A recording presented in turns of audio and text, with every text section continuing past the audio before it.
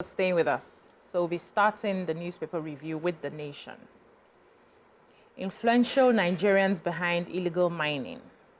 Labour flays minister's proposal on 17 trillion pension fund. Vote for humanitarian affairs too meager to fight poverty, says Edo. Information needs more capital injection. Reps Committee seeks continuous review of PIA to meet global local needs. Akeredolu transmits power to Lucky Aiyedatiwa.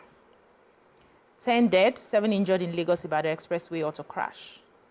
Electricity crisis, government to sell off 40% investment in discos. Rivers Assembly role deepens. Federal government to pump $2.5 billion into primary healthcare in 3 years. How to shore up Nigeria's foreign exchange by Finance Minister. What stories do we have in The Nation? I have better I do. Okay. And she was working in front of the House Joint National Assembly Committee on Humanitarian Affairs and Poverty Alleviation in Abuja. The committee is chaired by Senator Idiat Adebule. She said that the budget office allocated an overhead ceiling of 532.5 billion to her ministry, and that it is too small to fight poverty in the country, and it will not achieve the limited, it will only achieve limited results. She said that she appeared with all the agencies under her ministry, and she said that this is just a 28% increase from 2023 budget, and it will not cushion the effects of inflation. She said that the increase was not commensurate to the 27.33% inflationary trend in the country presently.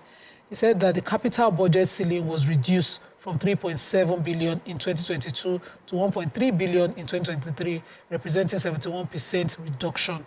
And she said there's also the creation of the Humanitarian Trust Fund by the president, which her ministry is also expected to oversee, and that was not covered or cannot be covered under this limited financing that her ministry is budgeted for her ministry right now. And I hope that this does not inform a pardon, but if it can be increased for her, or if something else can be done, because that's a trust fund and donors will of course be paying something to it. So this trust fund is expected to have contributions from the federal government's 30% counterpart funding, which is supposed to come from donor agencies as well as developers. So I'm hoping that those places would help with that funding. It's called the Humanitarian Trust Fund. I'm trying to get the exact word, the way it was captioned, but hopefully that can also help in buffering things. And I also like to see that it's public, the website where people go to capture people under her ministry, who are the beneficiaries under her ministry. Because I'm hearing a lot of figures, but I'm not seeing people who are benefited, and I'm not seeing how it's going to work out. Okay, that's right. Major headline, so the federal government in another attempt to end the inefficient operation of electricity distribution chain and the ownership crisis in many of our discos. The government has decided that it's going to sell off 40% shares in the firm. As we know, the government owns, the federal government and state government own 40% of these shares. We had the DG of BPE, Alex Oko, Bureau of Public Enterprises. He said that this will be offered will be done through public offerings at the Nigerian Stock Exchange. He's saying that the sale of these equities is supposed to help the government generate funds to part finance the 27.5 trillion Naira 2024 appropriation bill.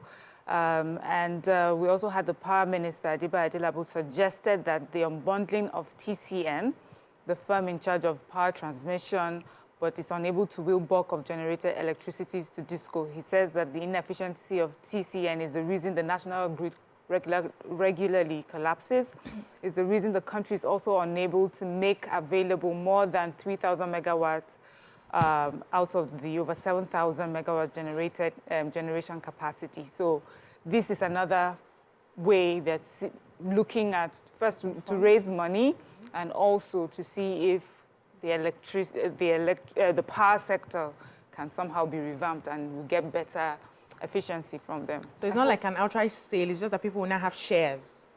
Well, they'll be selling it out so people can have it. It's well. Still within the power sector, the proposal that the Minister for Power, we've been calling out the Minister for Power that we wanted to hear more from him, but he was speaking at the ministerial, there's like a retreat, minister's retreat, and he said that he requested for the pension fund, that they will be using he asked the pension fund administrators to infuse the fund from the pension to increase the power supply in Nigeria. He said that he's encouraging the pension fund to wield the over 17 trillion naira to delve into the Nigerian electricity supply industry. He disclosed this as part of that there is emerging contracts between the GENCOs and the DISCOs alongside formation of energy investment holding companies.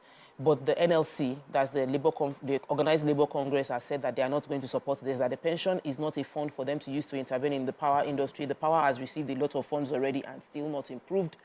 And that a lot of workers have put their hope is on that pension fund, and they're supposed to get it when they retire. So they don't want any story to happen to the pension fund. I feel that the real issue here is transmission, and it's not a contract between GENCOs and DISCOs that will solve the problem. And pension funds should not be used in between trying to find the solution. Completely agree. They should look to Sukuk. Yeah. Yes, look for towards other financing for the that energy you can. issue. So the Solid Minerals Development Minister, Dele Alake, has said yesterday that heavy and powerful Nigerians involved in illegal mining are behind insecurity, especially in the parts of the country with huge solid mineral deposits. So he said their activities were not only making the sector unfriendly for genuine foreign investors, but they are denying the nation huge incomes. And, he said that government is already identifying the errant ministers, errant miners, through kinetic and non-kinetic approaches to make, the areas with huge solid minerals secure for those that are interested in investing in the sector. So he said this when he appeared before the House Committee on Solid Minerals to defend the ministry's 2024 budget estimate. And he said he was willing to collaborate with the World Bank to maximally tap into the nation's solid minerals as well. And that one of the discoveries they made is that insecurity is really funded by these miners. And those foreigners we see are not even, they are just like the symptoms. They are not the main people, that they are backed by Nigerians. Nigerians that have money are the ones fronting those foreigners. And we've always talked about it's not possible for foreigners to come to a place, have access to mine, the natural resources without the support and influence of the people in that area. Yes. So they are trying to identify some of these people. I would like that they find them. Yes, not only them, but politicians that have money are also involved. I hope that they will find them and then set somebody as an example. Use someone as an example to deter others. So let's move on now to the Punch. Okay, we'll be taking a short break. When we come back, the newspaper reviews continue. Stay with us.